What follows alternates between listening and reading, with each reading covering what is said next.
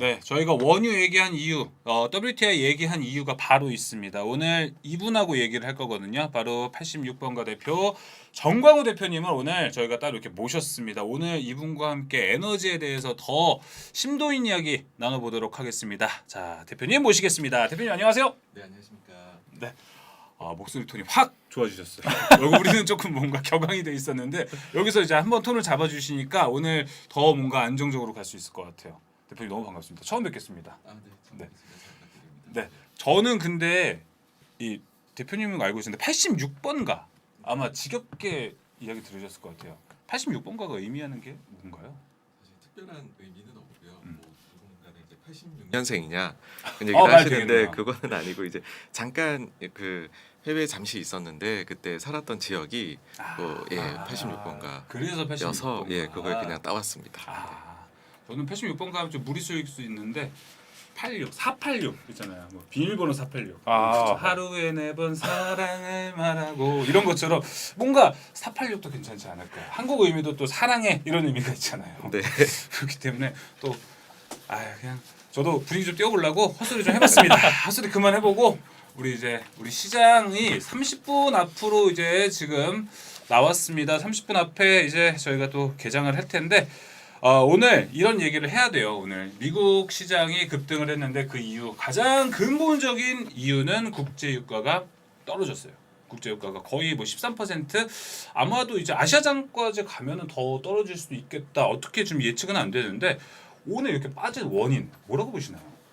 사실 그 우크라이나하고의 텐션 좀 감소한 부분이 아마도 깔려 있을 것이고요. 네. 그 다음에는 증산에 대한 기대들이 있는 것 같아요. 일단 미국에서 오펙 플러스에게 증산을 요청을 했다는 한 이틀 전부터 들려왔었고, 근데 어제는 UAE에서 좀 공식적으로 증산 가능성에 대해서 구체적으로 언급을 해준 점. 네. 근데 이제 요 부분에 있어가지고서는 조금은 조심을 해주셔야 되는 부분이 뭐 마찬가지로 이제 이라크에서도 원래는 좋은 얘기가 나오지 않을까 했는데 이라크는 조금 조심스러운 증산에 대해서 입장을 밝힌 바가 있습니다. 그래서 지금 증산으로 가는 길이 네. 좀 이렇게 막 엄청 순탄하진 않다. 근데 너무나도 급등을 했기 때문에 조금이라도 좋은 뉴스가 나오면 네. 거기 언제든지 반응할 시장이 준비가 되어 있었던 게 아닌가 그렇게 생각을 합니다. 확실히 급등했던 것을 조금 이제 소화하는 과정에도 없잖아 있는 것 같아요. 팀장님은 지금 어떤 흐름도 어떻게 보세요? 저도 유가에 대해서는? 유가도 지금 다 눈치 보기를 하고 있는 것 같습니다. 이제 보시면 미국은 사실 제일 오일을 지금 많이 보유를 하고 있고 거기도 궁금하긴 해요. 네, 지금. 어제 이제 원유 재고가 좀 발표가 됐는데 이제 그 부분에 있어서 조금 수치가 하락되고 그러니까 즉 이제 기존 보유 예상보다 많이 이제 안 좋게 나와서 사실 그 부분이 원래 그렇게 되면 유가가 올라야 되는데 네. 그냥 막 마구잡이로 떨어져서 저도 이게 뭔가 이제 싶기도 했었는데 저도 이제 마찬가지로 이제 오펙 쪽에서 증산 이야기도 존재하고 베네수엘라는 맞아요. 40만 배럴 증산을 예. 거기서 여러 가지 복합적 이슈 즉 이런 여러 이슈들로 인해서 고점이었던 분야에서 좀 부담감이 있지 않았을까 그런 이제 말씀을 드리면 좋을 것 같습니다. 네, 뭐 대표님도 이렇게 말씀해주던 것처럼 결국에 근데 저는 러시아의 원유를 받지 않겠다라고 얘기를 했던 거는 오늘 유가가 급락하기 전날이었잖아요. 네, 그렇기 그렇습니다. 때문에 저는 이 뉴스 보고 진짜 더 올라가겠다 이런 네. 생각이 들었어요. 왜냐하면 수요가 확 그러니까 공급이 확 줄어버리는 거니까. 근데 결국에 바이든이 얘기를 했죠. 수출 차단 카드를 이제 냈어요. 근데 이제 파장은 오늘 시장에서는 그렇게 지금 반영은 안 된 것 같은데 네. 향후에 여파가 있겠죠? 아무래도. 네, 그렇습니다. 일단 그 부분에 대해서 가격 반응에 대해서 한번 말씀을 드리면은요. 주식에서도 저희가 전형적으로 루머에 사서 뉴스에 팔아라 그런 이야기를 제가 하듯이 그렇잖아요, 네.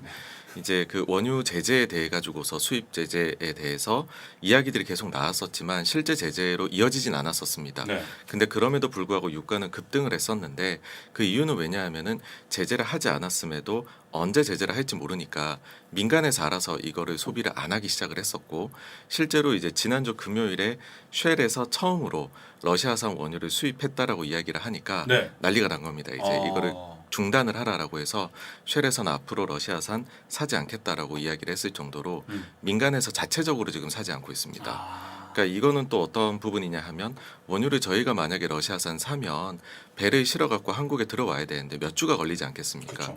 그런데 그 사이에 만약에 제재가 발동이 돼 버리면 그 원유를 하역을 할 수가 없는 거거든요. 그러다 보니까 사실상 러시아산 원유의 수출이 70% 이상 막혀버리게 되었던 상황이 왔었고 네. 그러다 보니 미국에서 이제 제재를 하겠다라고 이야기를 했을 때에는 이거는 이제 뉴스가 나온 거니까 여기에서 뭐 원유 선물 거래하시는 분들은 차익 실현의 기회다. 이런 부분이 좀 작용을 했던 것 같습니다. 근데 이 영향이라고 하면은요, 사실 저희가 원유 시장이 갑자기 뭐 50불, 60불 하던 게 120불 간 게 아니거든요. 그렇죠, 그렇죠. 원래 우크라이나 이슈가 나오기 전에도 90불, 100불 이야기를 했었고 그러니까. 그 이상도 얘기를 했었죠 하반기에. 근데 그 기저에 깔려 있는 요인들은 이제 그 오펙 플러스에서 굉장히 감산을 많이 했다가 이젠 좀 경기가 좋아지니까는 감산을 줄이자.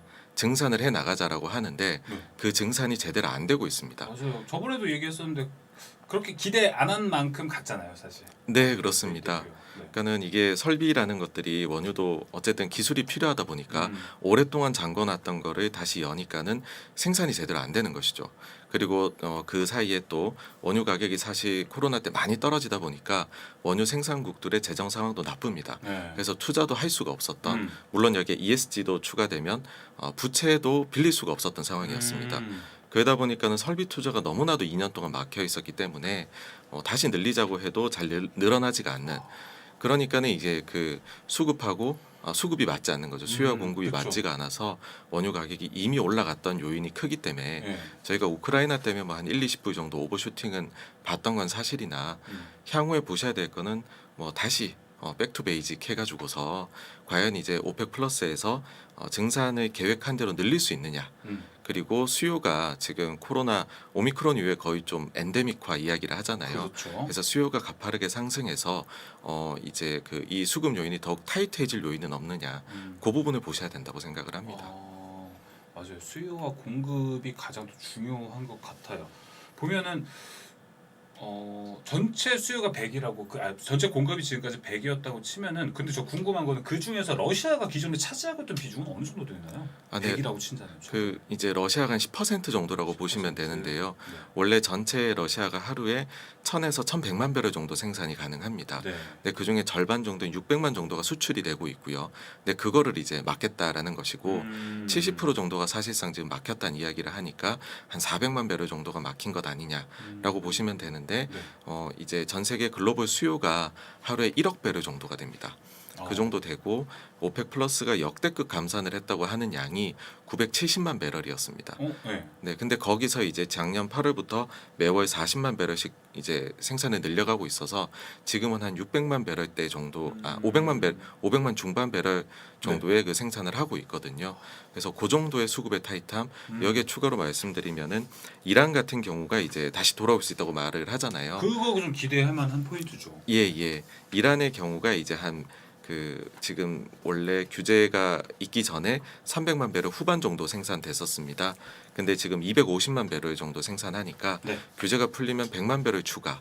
근데 여기도 이제 시설을 다시 닦아가지고서 켜야 되니까는 뭐 빠르면 3분기에 50만 배럴, 하반기나 내년 초에 50만 추가. 뭐 그 정도로 지금 보고 있습니다. 그래서 러시아산이 미치는 영향이 꽤 크기는 합니다. 그러네요. 예. 저는 뭐 그 생각은 했었죠. 10%? 조금 누구든지 우리끼리 다 열심히 으쌰으쌰 하면 그 땜빵 좀 쳐주지 않을까 이 생각이 좀 들긴 하는데 그것도 확실히 어려운 거 많은 부분을 좀 차지해서 좀 여러모로 더 복잡해지겠구나 또 이렇게 좀 생각이 드네요. 그러면은 지금 같은 상황에서 아까 얘기해 주셨던 게 우리가 러시아 우크라이나 사태에 있기 전에 100달러도 예상을 했었잖아요. 그리고 네네. 가을에 제 기억에 90달러 선 돌파했었던 걸로 기억을 하거든요. 가을 겨울 넘어갈 때 네, 유가가 맞습니다. 쭉 네. 올라갔던 걸로 기억을 하는데 그러면은 지금은 이제 그랬던 리스크에 더해진 거니까 200달러 간다 이런 얘기가 있어요.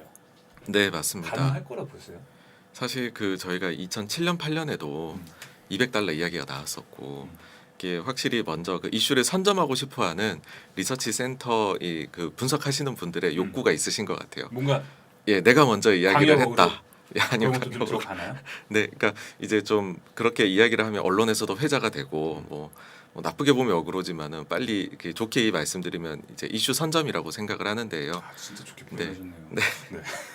근데 지금 뭐 주요사에서도 네. 외사에서도 뭐 JP 모간에서도 185불 지난주에 이야기를 했었거든요. 음. 그래서 만약에 러시아 사태가 장기화가 되면 뭐 그러지 말라는 법이 절대 없습니다.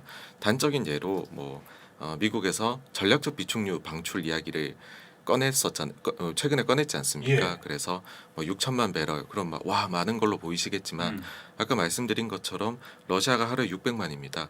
이거를 미국에서 풀어봤자 열흘치 수요밖에 충족을 못 시킵니다. 그러니까는 이 사태가 지정학적 위기가 장기화되었을 경우에는 사실 사태는 걷잡을 수 없는 것은 맞습니다. 네, 그래서 저희가 이제 이 사태는 물론 뭐 일륜적으로 안 좋은 일이니까 전쟁은 네. 빨리 이제 잠잠해지는 것이 화해를 하는 것이 좋은 것인데 만약에 저희가 투자자로서 리스크 관리 차원에서 최악의 경우도 생각을 하신다면 만약 전쟁이 굉장히 길어진다라고 네. 해버리면 이거는 뭐 좋을 거는 전혀 없습니다. 아, 네. 그럼 전쟁이 좀 길어진다는 전제가 좀 나온다면은 유가는 더 올라갈 폭이 있다. 네, 그렇습니다. 이렇게 보고 계시는 거죠. 네네. 그러면은 저희도 이 투자자 입장에서 한번 질문 드려보면 좋을 것 같은데요. 이제 네. 최근에 또 불나방이라고 많이 하죠. 이제 최근에 뭐 오일 쪽 이제 공략해 보시는 분들도 굉장히 많고 이제 오일 투자를 정유주를 공략해 보시는 분들도 계시고 최근에 이제 ETN이죠. ETN에서 인버스 공략하시는 분들도 계시고 맞아요. 이제 레버리지 공략하시는 분들도 아니면은 미국 가서 미국 정유주 공략해 보시는 분들도 굉장히 많은데 만약에 한국에서 이제 정유 관련주를 공략하실 때 이런 ETN 쪽을 공략해 보는 게 조금 더 좋을지 아니면은 네. 정유주를 공략해 보는 게 좋을지 한번 투자 포인트는 어떻게 좀 잡는 게 좋을 것 같은지 궁금하거든요. 아, 네. 솔직하게 말씀을 드리면은 네. 이거 같은 경우에는 우리나라는 다들 수입을 해가지고서 가공을 하는 맞아요. 그래서 점점 올라가면 뭐 재고 효과에서 먹는 거는 있지만은 저희 자체가 광구를 가지고 있는 거는 없습니다. 그러다 보니까 이거는 가격이 올라가면 광구가 좋은 것이거든요.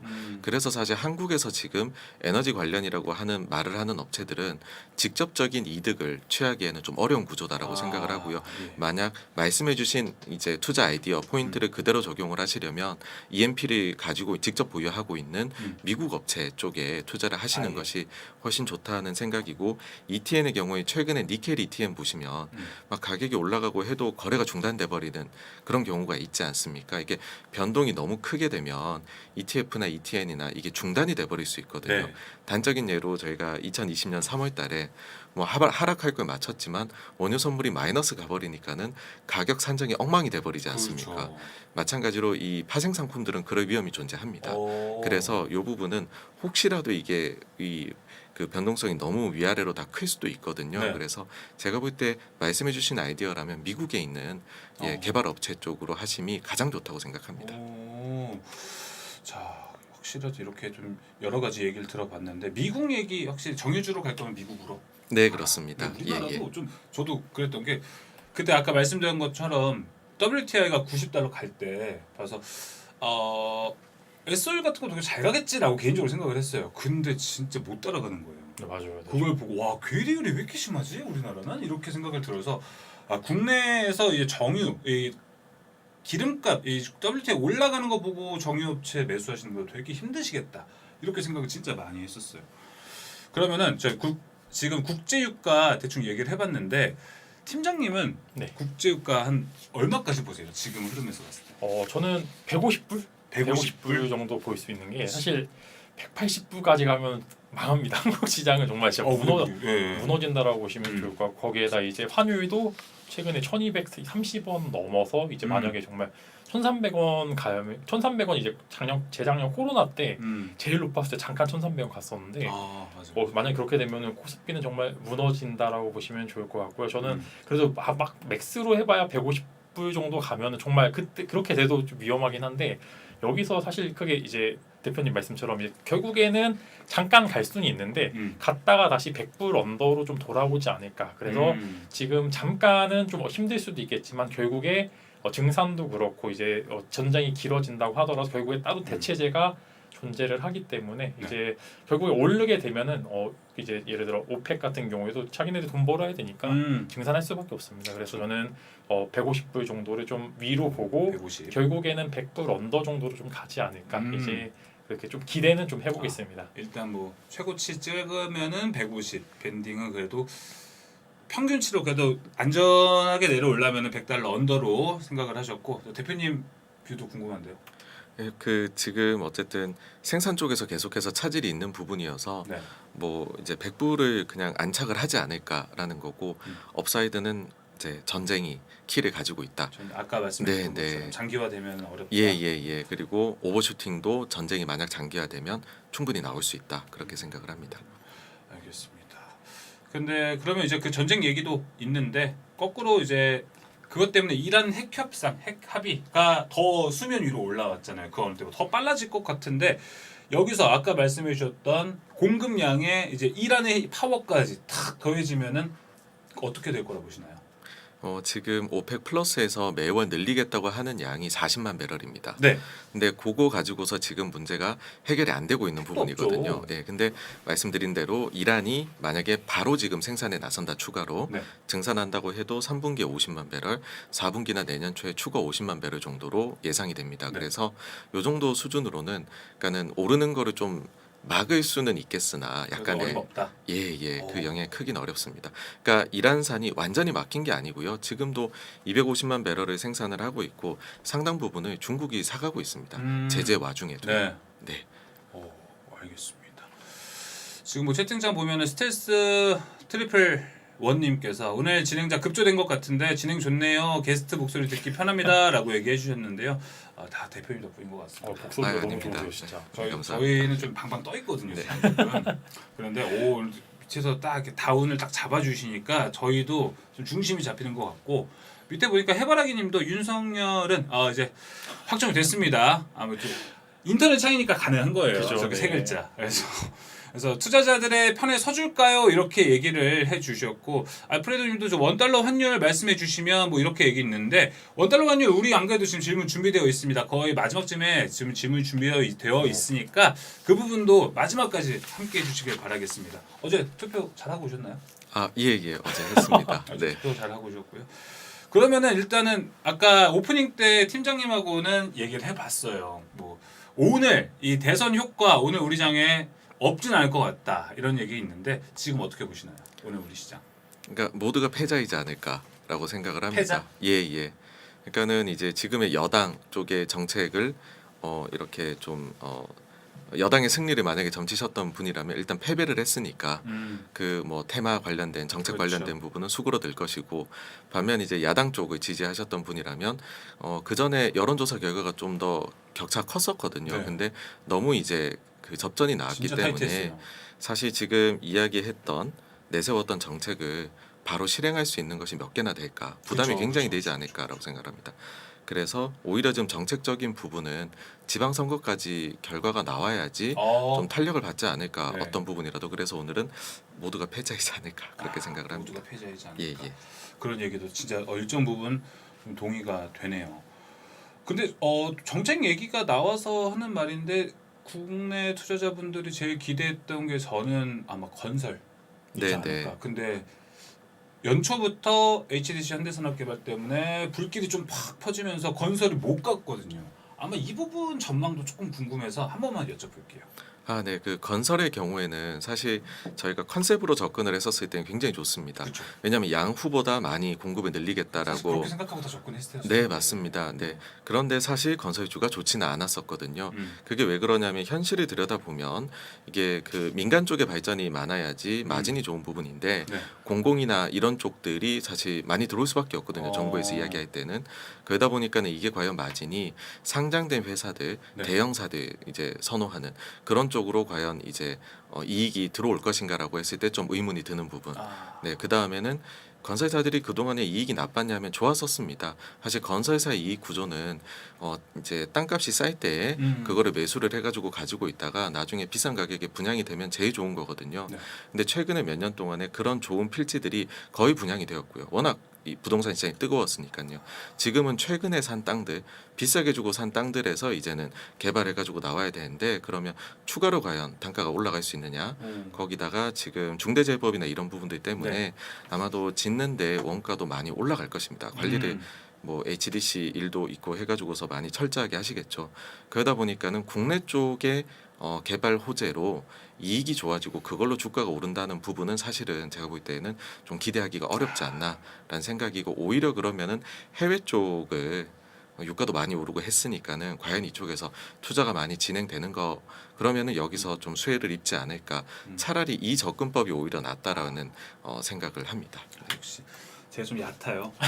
이렇게 들을 때마다 저는 오늘 혼자 출근하면서 이 생각을 했죠. 오늘 건설주 좀 오르겠네 건자재랑 이렇게 생각했는데 대표님 얘기를 듣는 순간 내가 진짜 생각이 많이 얕구나. 아직도 봐야 될 게 많구나 이렇게 생각이 좀 듭니다.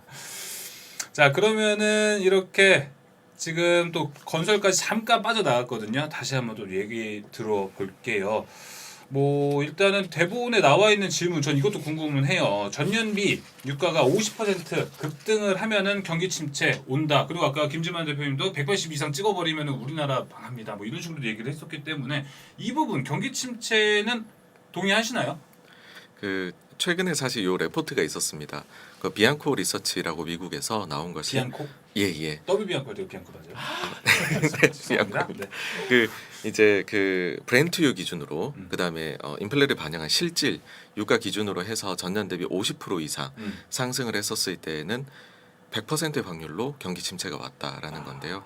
그러면서 거기 타이틀 자체가 모든 경기 침체가 유가 상승으로 오는 것은 아니나 유가가 급등하면 반드시 경기 침체가 온다 이거든요. 그러니까 그 정도로 사실 지금 유가 원유 자체, 에너지 자체가 미국의 CPI에서 차지하는 비중이 7%대밖에 되질 않습니다. 그런데 엄청나게 인플레가 온다는 것이거든요. 네. 왜 그러냐 하면은 저희가 입고 있는 옷이나 모든 것들이 원유 기반으로 만들어지는 것이다 보니까는 이게 파급 효과가 굉장히 큽니다. 그래서 과거에도 그렇고 원유가 많이 급등을 하게 되면 경기에 이제 수요 자체에 타격을 입혀버리는. 그래서 이번에도 이게 지난주 금요일에 이제 여기 리서치 기준으로는 50%에 도달을 해버린 것이거든요. 그래서 이번에도 과연 그러면은 어떻게 될 것이냐인데, 그러면 그 수준이 유지가 된다라고 가정을 할 때에는 침체도 저희가 좀 고려를 해야 된다고 생각합니다. 진짜 두 분 얘기했던 것처럼 네. 아까 150달러 이상 더 올라가면 안 되네요. 네, 그렇죠. 저도 약간 질문이 있는데 이제 네. 미국의 소비자 물가 지수랑 생산자 물가 지수가 좀 있으면 발표되잖아요. 이제 소비자는 오늘이었던 거로 기억하고 맞습니다. 예. 생산자 물가 지수가 다음 주 이제 기억했는데, 보통 이렇게 유가가 많이 오르면은 이런 지수가 바로바로 이제 영향을 좀 받는지, 아니면 그다음에 이제 생산자 소비자 물가 지수가 상승을 해서 FOMC에서 혹시나 금리 인상을 조금 덜 할 수도 있을 가능성이 혹시 존재를 하는지 조금 이제 그 부분이 이제 궁금하거든요. 저도 이제 얕다 보니까 궁금해서. 소비자 물가의 에너지 가격은 거의 좀 즉시 반영되는 경향이 있습니다. 네. 그래서 저희가 두 가지 흔히들 보시는 게 전체 헤드라인 소비자 물가 전체 보시고요. 거기에서 이제 에너지하고 그다음에 그 음식료 푸드 프라이스를 뺀 코어 이제 지수도 보십니다. 그래서 지금 보면은 코어 지수 같은 경우는 전월 대비 좀 내려오는 걸로, 전체 CPI 지수는 전월 대비 좀 올라가는 걸로 예상치가, 아무래도 이제 에너지 가격 상승 때문에 그렇게 이야기를 하는 것 같습니다. 근데 여기서 한 가지 추가로 말씀을 드리자면 작년하고 재작년, 그러니까 작년 4월부터였었거든요. 네. 소비자 물가가 굉장히 높게 나오기 시작을 한 것이. 근데 그때에는 이유가 있었습니다. 일회성 요인들, 가령 예를 들어서 뭔가 공급망 교란이나 아니면은 리오프닝 관련된 부분들이 소비자 물가를 주도를 했었습니다. 예. 중고차 하나만 가지고서 중고차가 3%도 차지하지 않거든요. 전체에서. 근데 이게 전체 상승폭의 3분의 1 이상을 차지했었거든요. 그런데 그 뒤에는 올해 들어와서는 작년에 이제 하반기에는 에너지 가격 급등이 또 많은 요인을 차지했습니다. 근데 최근 두 달간 나오는 그 데이터를 보면 이 두 가지 이외의 것들이 80% 이상을 차지합니다. 그러니까 인플레이션은 네. 심리적 요인이 큽니다. 옆집에서 예를 들어 김밥 가격을 1,000원 올리면 저도 오뎅을 팔고 있으면 1,000원 올리고 싶은 거거든요. 그럼요. 나도 올려도 살아야죠. 되겠구나. 네. 예, 그런 생각을 합니다. 그래서 이게 광범위하게 일단은 퍼져가고 있는 거, 그게 문제일 것이고, 제 생각에 FOMC에서 만약에 속도 조절을 한다면 요 부분에서, 그러니까는 에너지 가격이나 아니면 리오프닝 관련된 걸 제외한 나머지 부분에서 소비 이제 그 사람들의 물가 심리가 어느 정도인가, 그걸 보면서 만약에 속도 조절이 나온다면 그 부분이 중요하지 않을까 생각을 합니다. 네. 그 현재는 지난주에 그 이제 파월 의장이 의회에 참석을 해가지고서 이틀에 걸쳐가지고서 향후 어떤 정책을 펼 건지에 대해 이야기를 했었는데요. 네. 거의 뭐 확정적으로 일단 25bp 인상은 거의 확정적인 맞아요. 것으로 이야기를 했습니다. 그래서 25bp 인상은 확정적인데 음. 그 이외에 이제 향후에 대해서 물어볼 거거든요. 음. 나중에 어떻게 할 거냐? 음. 아니면은 지금 QT 자산 줄이는 거는 감축은 어떻게 할 거냐? 그거 질문에 대해 가지고서 어떻게 답변을 하느냐에 따라 가지고서 아마 이게 비둘기다, 매파적이다 그걸 판단하려고 할 것 같습니다. 네. 진짜 전쟁 이슈 때문에 잠깐 우리가 잊고 있었던 것 같아요. 금리 인상, QT 진짜 많았었는데 이게 잠깐 묻혀가지고 있었는데 다시 한번 이게 또 시장을 움츠러들게 할 수 있는 요소로 나올 수도 있으니까 또 긴장의 끈을 놓아서 안 되겠다 또 이렇게 생각이 들고 하나 더 저는 좀 개인적으로 또 궁금한 건 이번에 이렇게 에너지 가격 오늘 우리가 에너지 이야기를 가장 중점적으로 두고 있어요. 근데 WTI 가격이 이렇게 상승했었을 때 제가 계속 얘기 드리지만 작년 가을 얘기 드리는데 그때는 신재생 에너지 그래 지금까지 막 발달을 해왔어. 근데 너네 아직 많이 대체는 안 될 것 같다 생각하면서 다시 한번 WTI가 오른 거잖아요. 근데 이번에는 역설적으로 좀 그런 반대 요인으로 좀 오른 것 같아요. 저는 기본적으로 이번에 네네. 신재생 에너지는 다시 한번 부각을 받고 맞아요. 있잖아요. 그래서 같은 에너지라는 큰 범주 안에 WTI도 있고 신재생 에너지도 있다 생각을 해보면 신재생 에너지 전망 이제는 좀 좋게 봐도 된다 이렇게 생각하시나요? 사실 신재생 에너지가 뭐 2030년, 50년까지 가야 될 길은 그 목표는 모두가 그냥 공감을 하시는 것 같아요. 그렇죠. 뭐 50년 되면 아리백 해가지고서 아예 탄소가 나오지 않도록 하겠다 이거를 다 목표로 하고 있으니까 골은 똑같은데 그 속도가 어떠냐. 맞아요. 근데 그랬을 때 유가가 만약에 급등을 하게 되면 그 속도를 가속화시킬 수 있느냐라는 부분이 이제 궁금하실 것 같아요. 근데 이거는 제가 2007년 8년 그때도 이제 주식을 했었는데 네. 그때 경험을 생각해 보면 경기 침체가 왔었을 때 좋은 거는 없더라고요. 그러니까 경기 침체가 온다는 것 자체가 민간 쪽에서도 모든 부분에 투자가 어쨌든 영향을 받는 거거든요. 움츠러드는 거니까 그게 신재생 쪽도 그때는 마찬가지였었던 기억이 납니다. 네. 그래서 경기 침체가 오지 않을 수준의 그런데 높은 유가이다, 부담스럽다.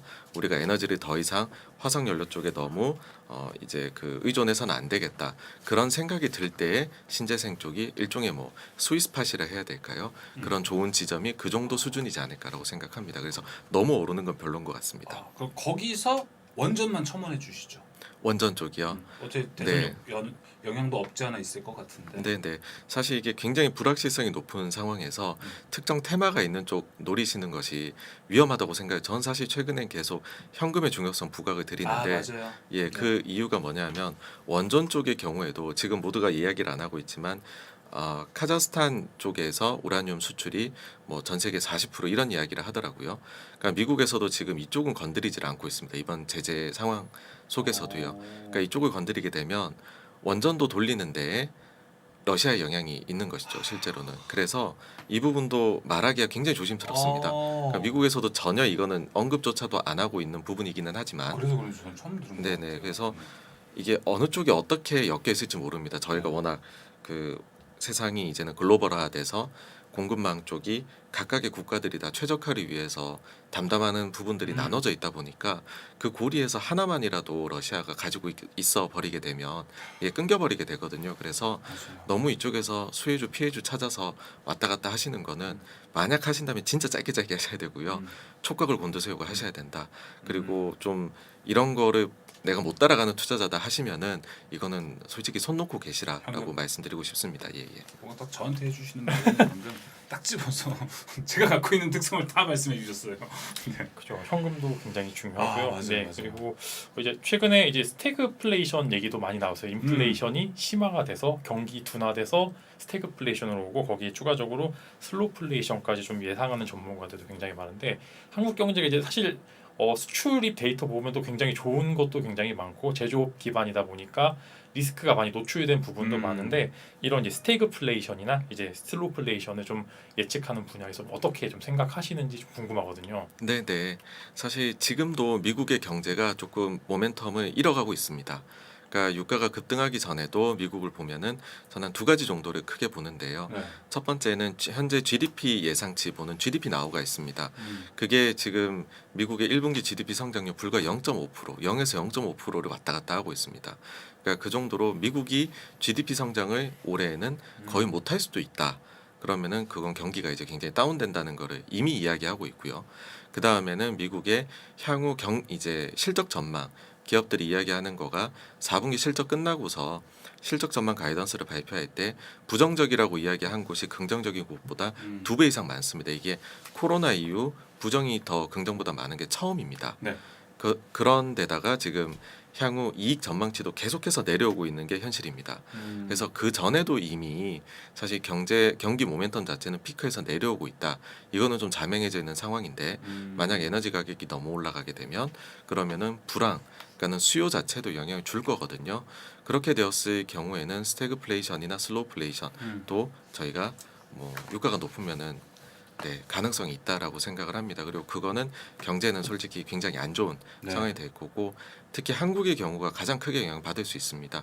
왜냐하면 한국이 수입하는 것 중에 20에서 30%가 에너지입니다. 근데 에너지 가격 예. 올라가고 그 다음에 원화가 약세돼 버리면 더더군다나 도입 단가는 더 올라가 버리거든요. 네. 그러면 이중으로 안 좋은 방향으로 가기 때문에 내수 경기가 특히나 타격을 받을 수도 있는 부분이다. 그렇게 말씀드리고 싶습니다. 네, 그리고 이제 고유가가 되면은 또 이제 고환율, 이제 환율도 지금도 1230원 막 계속 오르고 있는데 네. 네, 보통 이제 환율이 오르게 되면은 외국인들이 이제 팔고 나간다. 그쵸. 아니 한국을 나중에 이제 들어오려면 쌀 때 사서 비쌀 때 팔고 나간다. 이제 이런 분들도 굉장히 많은데 이런 이제 외국인들의 이탈이 그러면은 심화될 가능성이 존재를 할까요?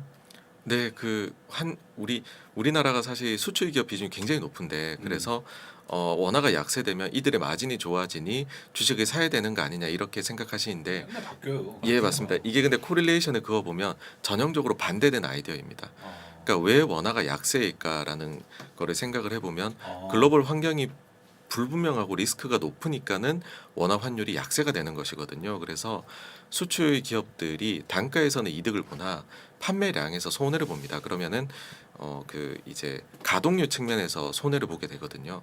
그래서 일반적으로 한국은 원화가 약세가 할 때 주식시장 약하고요. 원화 강세가 할 때 주식시장 강세로 갑니다.